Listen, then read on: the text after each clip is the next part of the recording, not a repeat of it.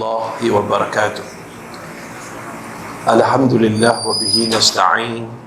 أشهد أن لا إله إلا الله وأشهد أن سيدنا محمدا عبده ورسوله ونصلي ونسلم هذا النبي الكريم سيد المرسلين وعلى آله وصحبه أجمعين. أما بعد.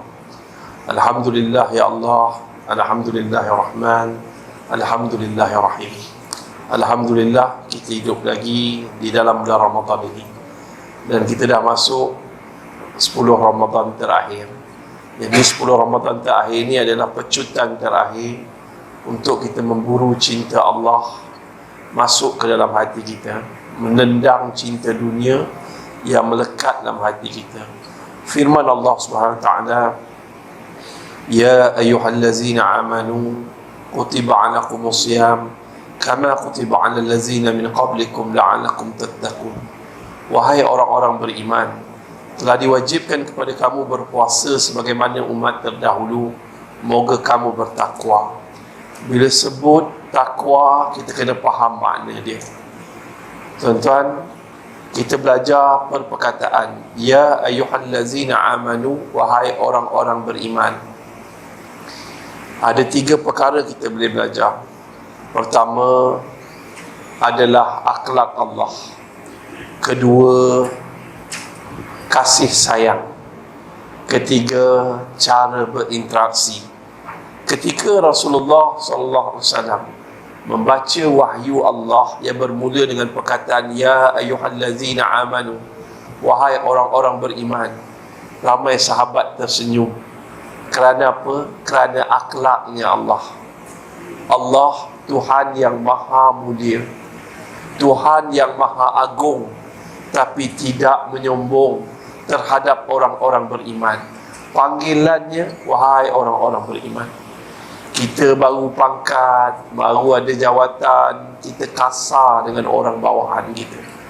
Kadang-kadang dalam mesyuarat kita tu, kita orang lebih rendah daripada kita bagi cadangan yang lebih elok, kita tidakkan, kasar kita.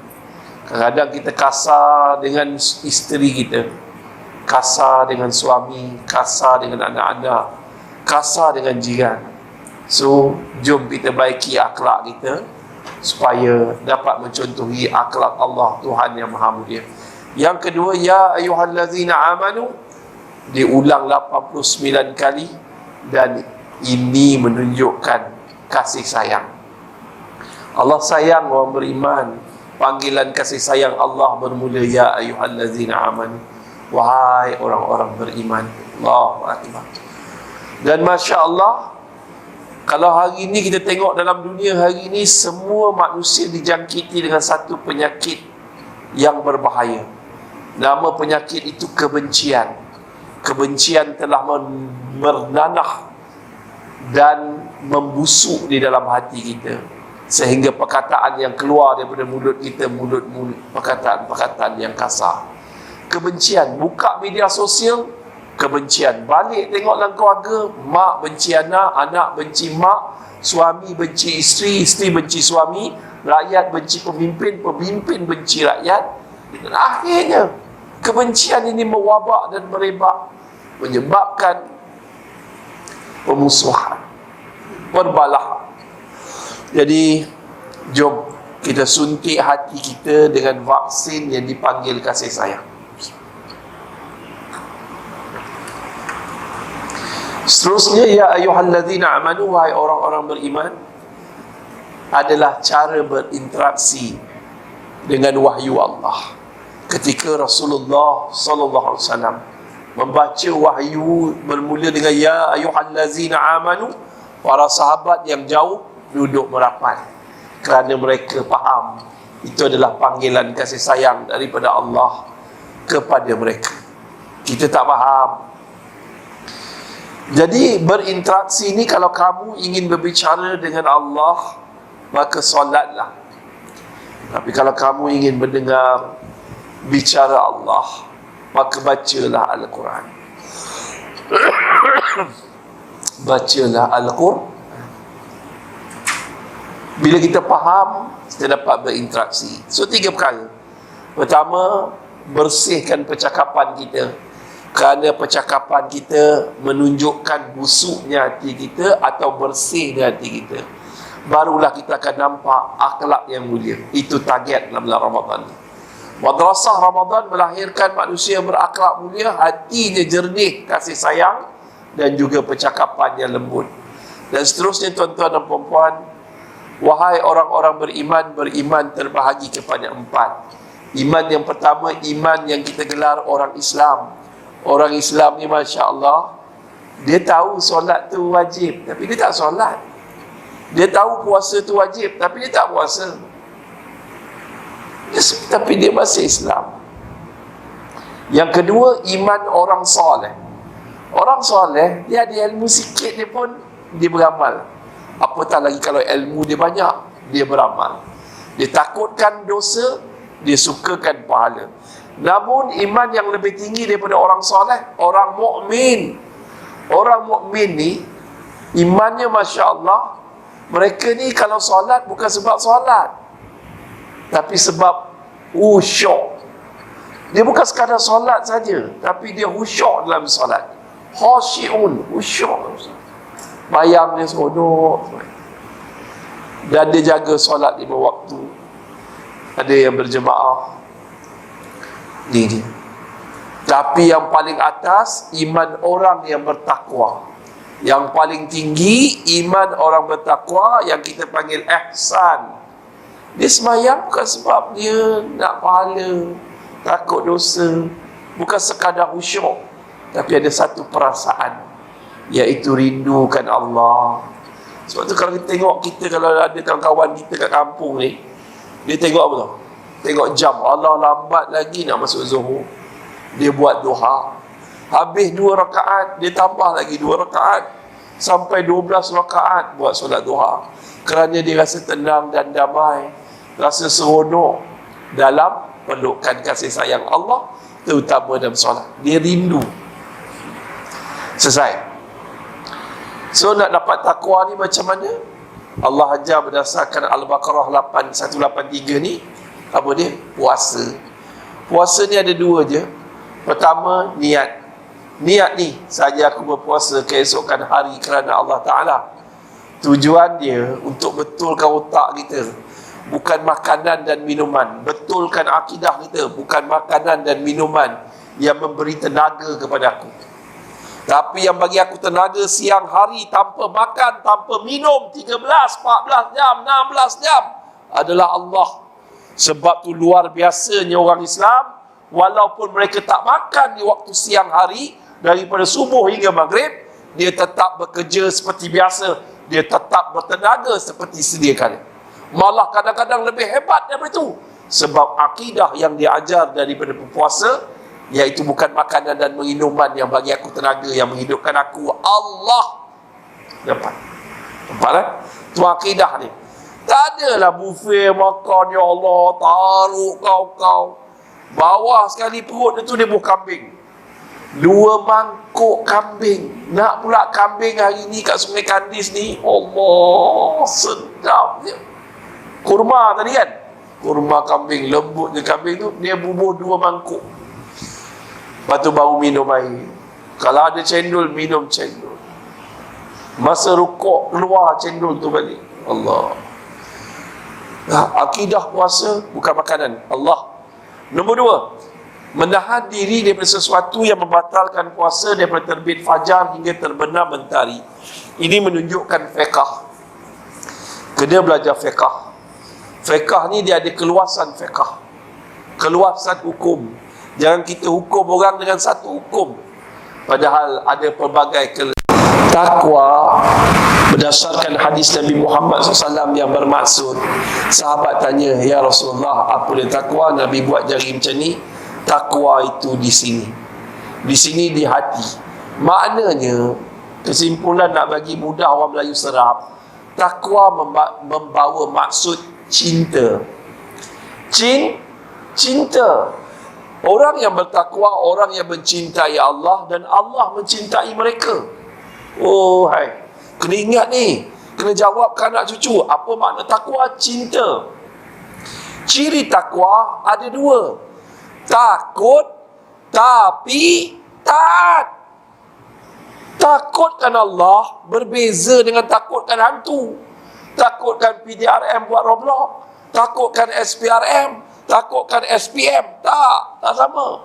Takutkan Allah, takut Allah membenci kita, takut Allah meninggalkan kita. Kena faham benda ni. Kadang-kadang bila kita tanya pun tak dapat lagi, dia tak faham. Takutkan Allah. Berdasarkan surah Wadduha wal laili iza saja, ma wadda'aka rabbuka wa ma qala. Demi waktu duha, malam yang sunyi sepi, Allah tidak pernah membenci dan meninggalkanmu, wahai Muhammad. Orang Quraisy kata, wahyu dah turun tak lama sebab Allah benci kau Muhammad, Allah meninggalkan kau Muhammad. Tapi Allah pujuk dalam ayat, Rasulullah takut kalau Allah benci. Kita ni orang panggil kita haji, orang panggil kita orang masjid, orang panggil kita orang mulia, kita kena ada perasaan takut. Ya Allah, ya Allah, takut kau tak pandang aku di akhirat nanti, ya Allah. Takut, kena ada perasaan takut. Takut Allah benci kita. Yang kedua, selepas takut, taat. Taat apa dia? Saya ambil contoh je lah.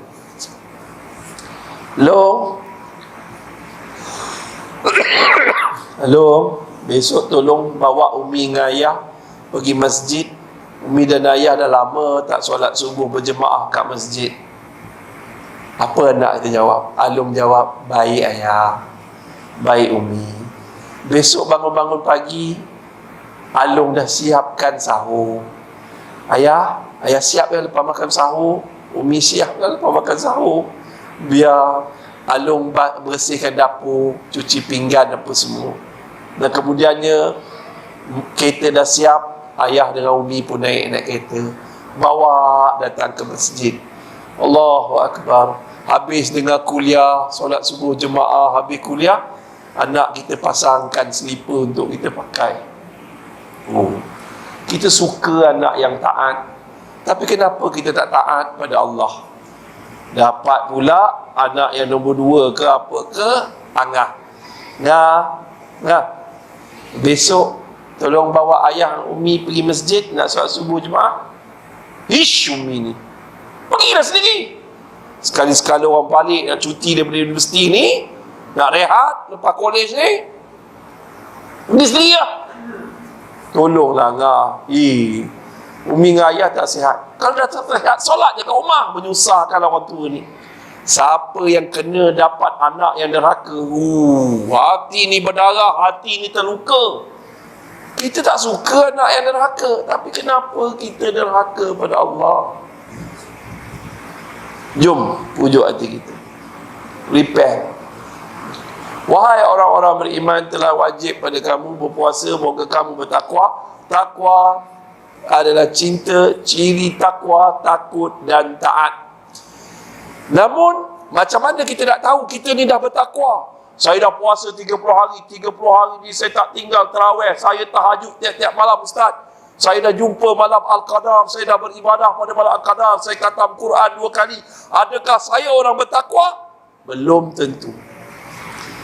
Ciri orang bertakwa berdasarkan Ali Imran ayat 133-34. Formula untuk ringkaskan orang kat Sungai Kandis ni, iaitu apa dia? 3P, 1B. P yang pertama, ciri orang bertakwa, hamba Allah yang bertakwa, apa dia? Pemurah. Yang kedua, penyabar. Ada tak perangai pemurah, penyabar? Yang ketiga, pemaaf. Yang keempat, suka melakukan kebaikan, baik. 133 Ali Imran, burulah kamu keampunan daripada Allah yang disediakan syurga seluas langit dan bumi bagi mereka yang bertakwa.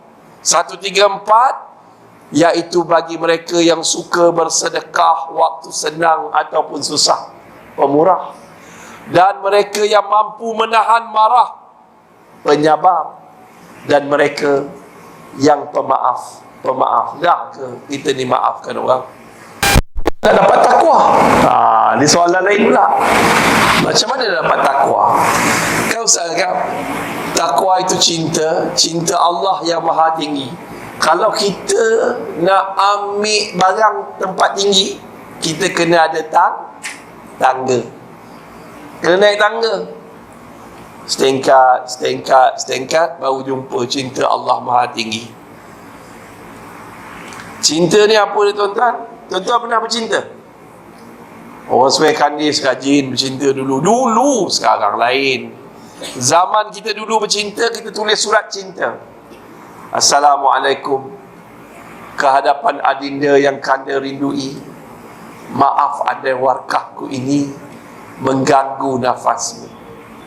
Dinda-dinda, kanda tak mampu lelapkan mata kerana terbayang manisnya senyuman dinda. Makan tak lalu, tidur tak lena, mandi tak basah. Dinda-dinda, bilakah saat ingin bertemu, melerai rindu di kalbu. Oh, tulis. Lepas tu tulis apa? Orang Melayu kaya dengan pantun. Pecah kaca, pecah gelas, lepas baca, harap balas. Pen merah, pen biru, you marah, I love you. Masuk dalam bilik mak, ambil bedak kuti kurang.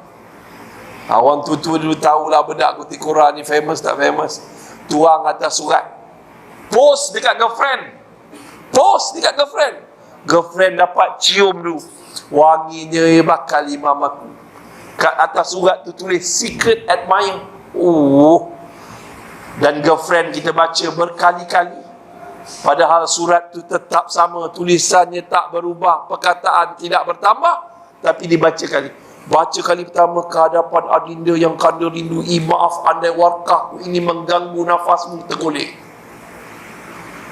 Lepas tu baca lagi, tergolek. Lepas tu simpan surat tu elok-elok, bubuh dah bawah sarung bantal, takut bapak jumpa. Bapak zaman dulu lempang anak ni biasa tu jadi orang. Hari ni anak tak kena lempang, jadi gompang. Tuan-tuan dan puan-puan, muslimin dan muslimat yang dirahmati Allah, apa nak ceritanya? Allahu Akbar. Bawa lagi pagi besok, terjaga pukul 3 pagi, cari surat cinta, baca lagi. Uish, sebelum ke bilik air pukul 6 pagi, baca surat cinta lagi. Pergi habis mandi dah solat subuh, ambil surat cinta tu, baca lagi. Lepas tu simpan surat cinta dalam buku teks matematik, bawa pergi sekolah, baca lagi ke sekolah. Padahal sama je. Begitulah para ulama, mampu membaca surat cinta dari Tuhan, iaitu Al-Quran. Surat cinta dari Tuhan ialah Al-Quran. Orang yang bercinta dengan Allah tak berhenti-henti baca Quran. Sebab tu para ulama, semua imam kecuali Imam Malik, mereka mampu khatam Quran satu hari 2 kali. Sebab dibaca dengan perasaan cinta. Ada pula ustaz-ustaz moden. Ustaz cakap apa? Ini menyalahi sunnah. Sebab Nabi Muhammad SAW khatam Quran 7 kali sekali. Sedangkan dia tak habis belajar. Bagaimana Saidina Umar melantik Saidina Osman menjadi imam solat tarawih, dalam satu malam khatam 30 juzuk Quran.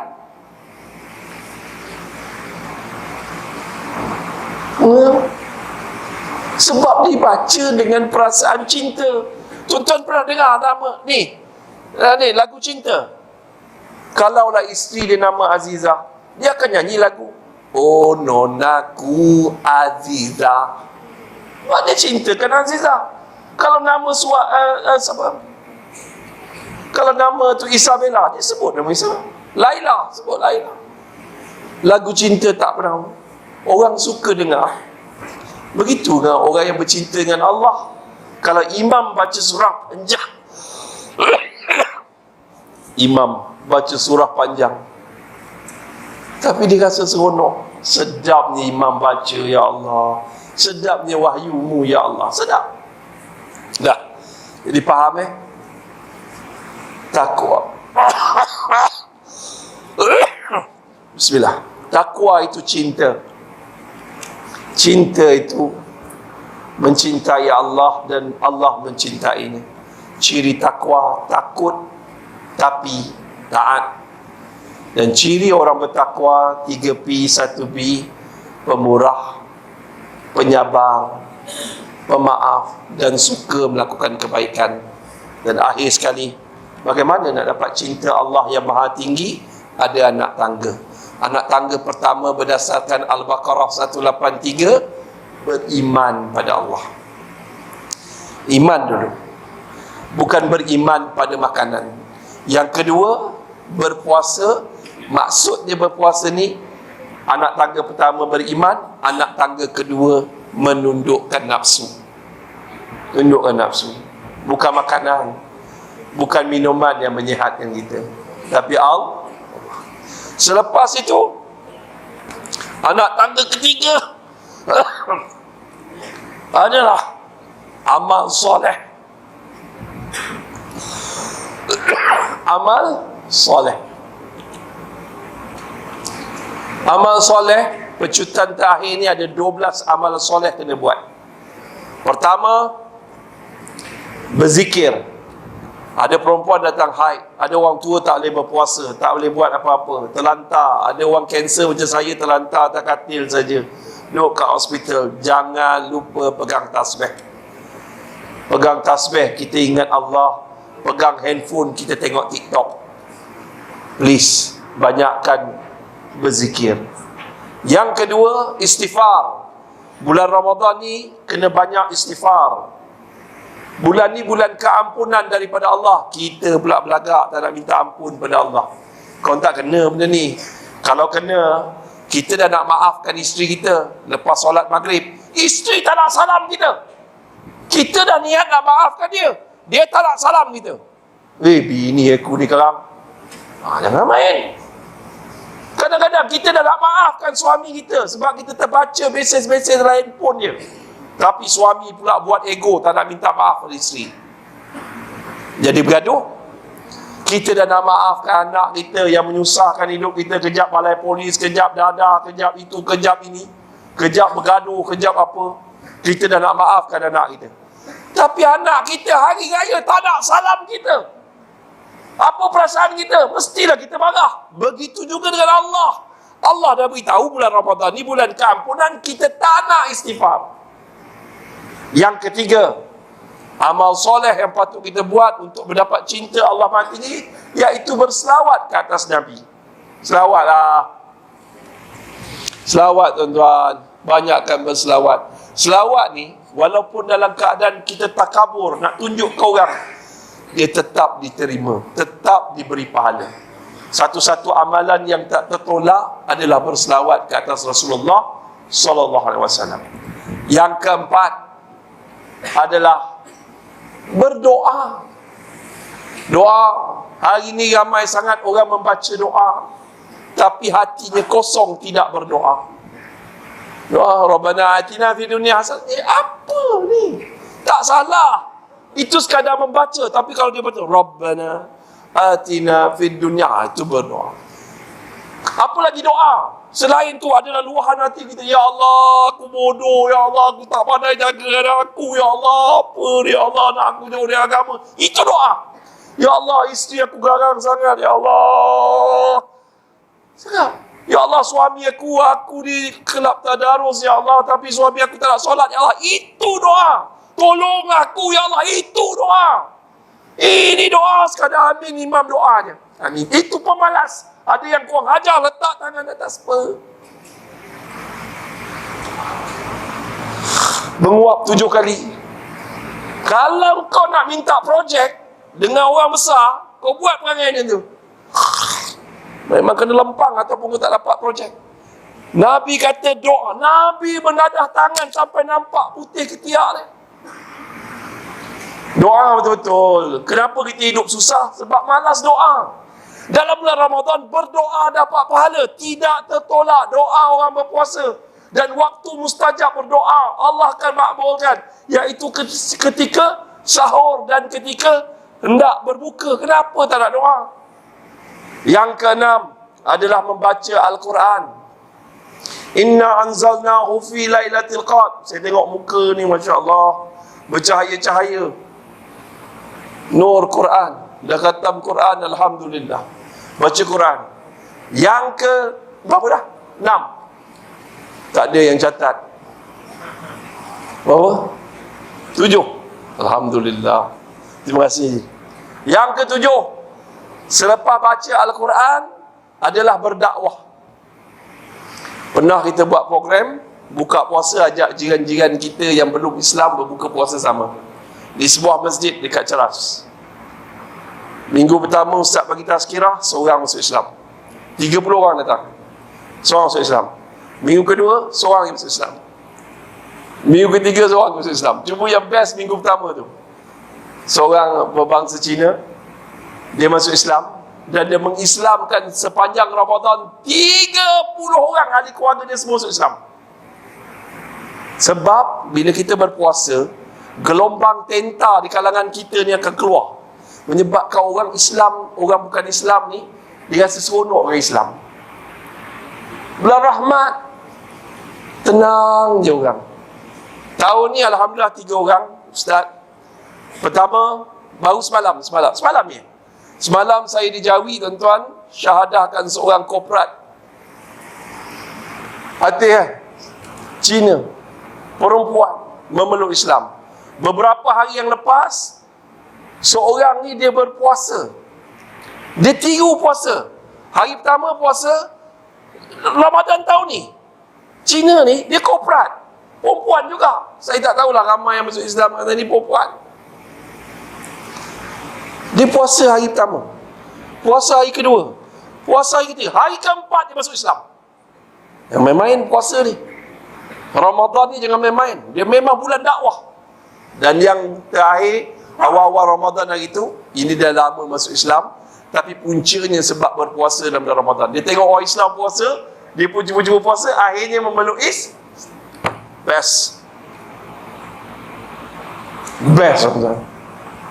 Iza jaa nasrullahi wal fath wa ra'aitan nasa yaquluna fi dinillahi afwaja. Kamu lihat manusia berbondong-bondong memeluk agama Allah dalam pembukaan kota Mekah dalam bulan Ramadan. Orang berduyun-duyun memeluk Islam. Tapi kita tinggalkan dakwah dalam Ramadan. Amalan yang ke-8. Betul? Oh, bagus. Amalan yang ke-8 selepas berdakwah adalah sedekah. Yang ke-8 memperbanyakkan solat. Solat qada buatlah.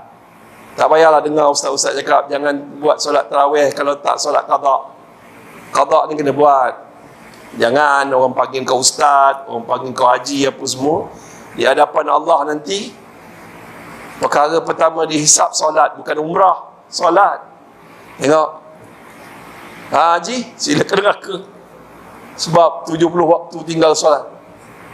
Ni Ustaz Nafi, neraka. Jangan. Kat dunia ni tak ada siapa yang boleh audit orang selain Allah. Azizul Hakim, Allah sebaik-baik hakim. Dia tahu tak lepas solat, tak lepas semua perkara. Ustaz, ada seorang askar dengar ceramah, Ustaz, saya masa dalam servis army dulu Ustaz, 21 tahun saya tak solat. Macam mana saya nak qada? Sekarang umur saya 70. Macam mana saya nak kira berapa banyak saya kena qada? Siapa ajar? Ingat, teknik solat qada jangan kira, tapi mula. Jangan kira, mula je. Macam mana Ustaz? Pertama, taubatan nasuha. Kita beli rumah, kita beli insurans sekali. Kalau kita mati, taubatan nasuha, bayarkan semua yang kita tinggal. Faham ya?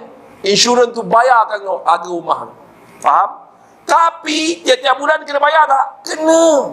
So kaedah yang ditetapkan dengan cara mudah mengikut ulama, subuh qada subuh, zuhur qada zuhur, asar qada asar, maghrib qada maghrib, isyak qada isyak. Bila semayang tarawih ikut imam. Semayang tarawih ni afdalnya belakang imam, ikut imam. Buatlah solat tarawih. Buat.